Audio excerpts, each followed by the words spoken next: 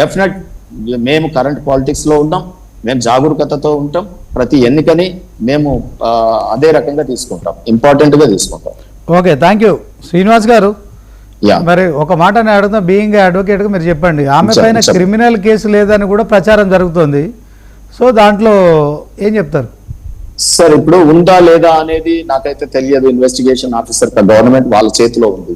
ఉందా లేదా బయట పెట్టమనండి, లేకుంటే అది కోర్టుకు సబ్మిట్ చేయమనండి, రేపు గెలుస్తారు కేసు. సో ఒక ప్రైవేట్ కంప్లైంట్ ఫైల్ అయిందని చెప్పి విన్నాను, అది ఎంతవరకు నిజమో తెలియదు.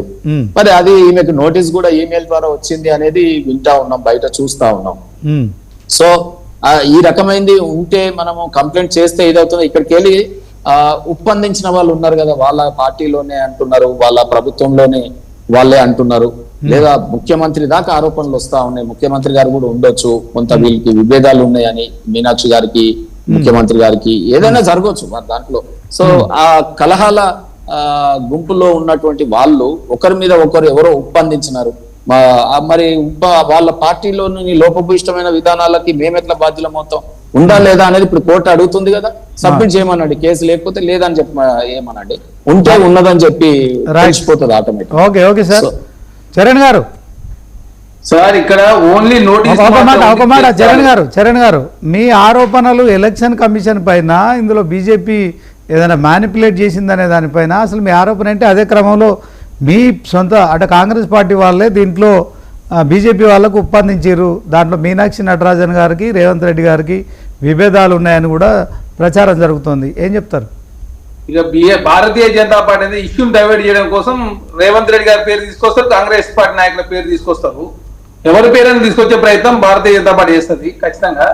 ఇక్కడ చాలా స్పష్టంగా ఓన్లీ కేసు మాత్రమే నమోదు కాలేదు, కోర్టు నోటీస్ ఆధారంగా చేసుకొని ఎఫ్ఐఆర్ లేకపోయినా మీనాక్షి నటరాజన్ గారు అదే నామినేషన్ తిరస్కరించారు. అదే బీజేపీ అభ్యర్థి, అక్కడ ఉన్నటువంటి బీజేపీ అభ్యర్థి నామినేషన్ పత్రాలు నింపలేదు, దాని మీద అబ్జెక్షన్ పెడితే దాన్ని పరిగణలోకి తీసుకుంది ఎలక్షన్ కమిషన్. అంటే మీనాక్షి నటరాజన్ గారిదేమో రిజెక్ట్ చేశారు, భారతీయ జనతా పార్టీ సంబంధించిన సరిగా నింపకపోయారు, ఖాళీలు ఉన్నాయి, దాని మీద కొంచెం అబ్జెక్షన్స్ ఉన్నాయని చెప్పి కాంగ్రెస్ పార్టీ లేవనెత్తే మాత్రం దాన్ని పట్టించుకోలేదు.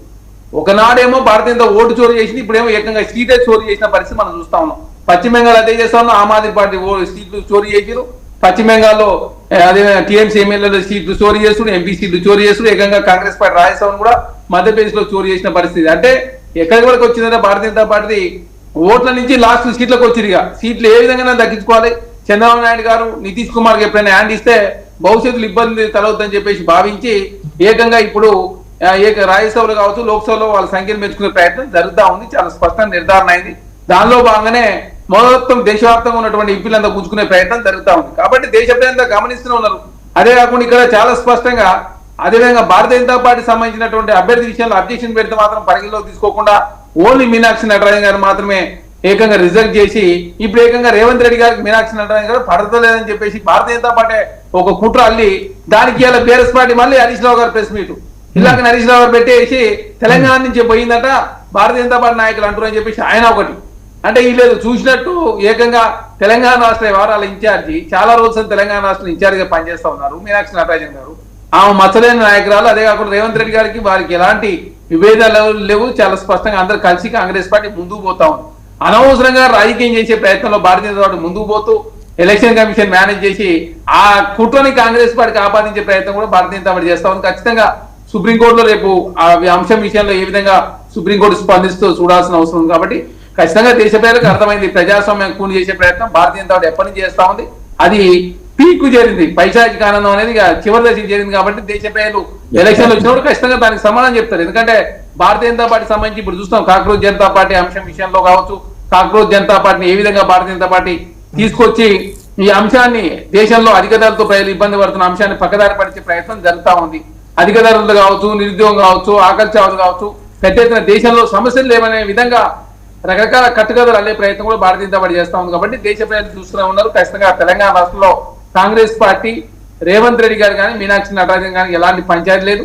అదే కాకుండా మహేష్ కుమార్ గౌడ్ గారు కానీ ముఖ్యమంత్రి రేవంత్ రెడ్డి గారు కానీ ఎలాంటి పంచాయతీ లేదు. అనవసరంగా పంచాయతీ ఉన్నట్టుగా క్రియేట్ చేసే ప్రయత్నం Bharatiya Janata party BRS party చేస్తా ఉన్నాయి. భారతీయ జనతా పార్టీ చెప్పిన దానికి బీఆర్ఎస్ పార్టీ అదేవిధంగా సపోర్ట్ చేసే ప్రయత్నం జరుగుతా ఉంది. ఇలా టీఆర్ఎస్ పార్టీ ఆఫీసులో హరీష్ రావు గారు ఇలాగనే ప్రెస్ మీట్ సమావేశం పెట్టిన పరిస్థితి కూడా మనం చూసినాం. ఖచ్చితంగా దేశవ్యాప్తంగా భారతీయ జనతా పార్టీ ఎదుర్కొనే ప్రయత్నంలో కాంగ్రెస్ పార్టీ ముందుకే పోతుంది. ఎందుకంటే కాంగ్రెస్ పార్టీకి 100 మంది ఎంపీలు ఉన్నారు దేశంలో. అదే కాకుండా భారతీయ జనతా పార్టీకి ఉన్నది మాకన్నా సరే ఎక్కువ ఉండొచ్చు కాక, ప్రజాస్వామ్యంలో ఒకసారి ఎక్కువ ఉండొచ్చు తక్కువ ఉండదు. కాంగ్రెస్ పార్టీ సీట్లు రోజు రోజు పెరుగుతున్నాయి. 14 తర్వాత 19లో పెరిగినాయి, 19 తర్వాత ఇప్పుడు 24 దాకా సీట్లు పెరుగుతా ఉన్నాయి. ఖచ్చితంగా భవిష్యత్తులో కాంగ్రెస్ పార్టీ దేశంలో ఒంటరిగా అధికారంలోకి వచ్చే అవకాశం ఉంది. అదే కాకుండా ఎలక్షన్ కమిషన్ సంబంధించి మనం చూసినాం. ఎలక్షన్ కమిషన్ సంబంధించి గతంలో ఉన్నటువంటి నిబంధనలు మరి మార్చలేని చెప్పేసి భారతీయ జనతా పార్టీ మాట్లాడతాం.